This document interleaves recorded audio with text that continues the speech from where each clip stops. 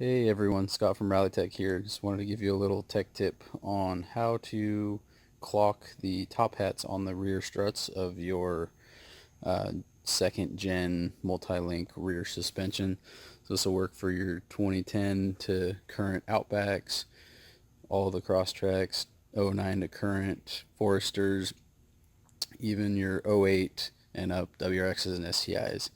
So how to properly clock this is you want to make a straight line between these 2 points, between the mounting studs. You want that to be 3 degrees off from the mounting bolt. So you can see, there's your mounting bolt.